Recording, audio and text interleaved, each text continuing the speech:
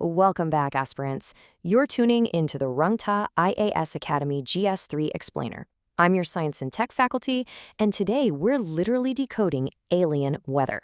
That's right, the James Webb Space Telescope, the JWST, just dropped a massive breakthrough published in the Science Journal. This is high-yield material for your upcoming examinations, so let's get right into it. Thanks, All right, everyone. Grab your notepads. Here's our roadmap for today. We'll quickly cover the JWST breakthrough, break down the anatomy of exoplanet WASP 94ab, dive into the core science of the transit method, connect all of this to your GS3's main syllabus, and finally, look at how to tackle this in the UPSC interview. Kicking things off with Section 1, the JWST exoplanet breakthrough. This is an absolutely crucial current affairs hook for GS3. You already know the UPSC loves testing your awareness of cutting-edge space tech. So meet our subject, WASP 94a-B. It's a gas giant sitting about 700 light-years away from us. It's kind of bizarre, actually, nearly twice the size of our Jupiter, but only half as heavy. And the big news here, for the very first time, the JWST has successfully captured dramatic alien weather patterns right there on this planet. Now, you might be wondering, how on Earth, or rather how in space, do they see weather 700 light-years away? Well, this is a brilliant data point for you to drop in your mains answers. Launched in December 2021, the JWST has unprecedented sensitivity. To put that into perspective, it can literally discern the details on a tiny coin from 50 kilometers away. It's exactly this immense power that lets scientists peer into an exoplanet's atmosphere like never before. Right, moving on to Section 2, Anatomy of WASP 94a-B. Let's figure out what these hot Jupiters are all about. Exactly, ma'am. And here is a foundational scientific concept you absolutely must lock down for prelims, tidally locked. What does that mean? It simply means a planet's rotation is completely synchronized with its revolution. Basically, the exact same side of WASP 94a-B is permanently facing its host star. It's exactly like how our own moon is tidally locked in its orbit, always showing us the same face. Because of this tidal locking, you get a world of wild, extreme contrasts. The day side? It's a sweltering desert hot enough to literally melt rock, with clear evening skies. But then you look at the night side and it's perennially dark and frozen, dipping near absolute zero. Clouds build up on that freezing night side and sweep across to the day side with extremely fast winds.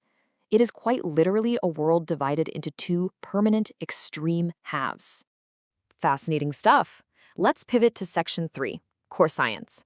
We're looking at the transit method and spectroscopy. So how exactly are the astronomers pulling this off? The magic happens through the transit method and spectroscopy. Step 1, the planet slowly transits or passes in front of its parent star. Step 2, the planet's atmosphere absorbs some of that starlight. Step 3, using spectroscopy, scientists split that light into different wavelengths. And step 4, they look for the missing wavelengths to identify specific compounds. Because this transit was so slow, researchers were able to literally scan the atmosphere, picking up completely different signals for the morning and evening sides. And the data they got back is just incredible. The lead author of the study, Sagnik Mukherjee from Arizona State University, and his team found very specific compounds in those morning clouds. Aspirants, make sure you write these down: magnesium silicate, iron, and magnesium sulfide. If you can casually drop these precise chemical signatures into your mains answers, you're definitely going to elevate the depth of your response. Absolutely, sir.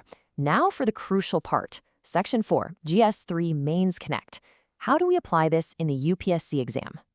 The key here is connecting this single JWST discovery to broader syllabus themes. You can use this as a case study to discuss how we learn about our own solar system's 4.6 billion-year-old protoplanetary architecture.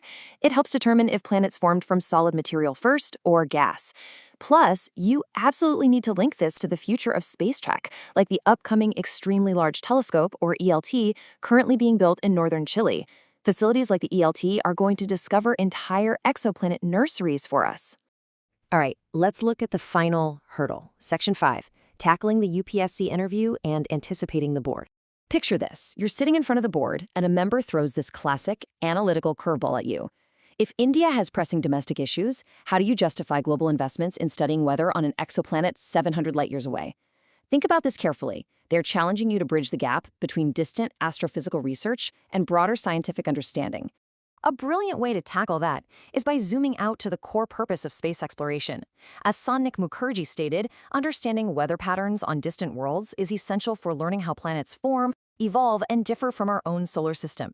It teaches us about our origins. So, aspirants, if a storm on a planet 700 light-years away can give us clues about the very birth of our own Earth, what other secrets of human existence are waiting to be unlocked by the next generation of telescopes? Think about that. Keep studying hard, and we'll see you in our next explainer.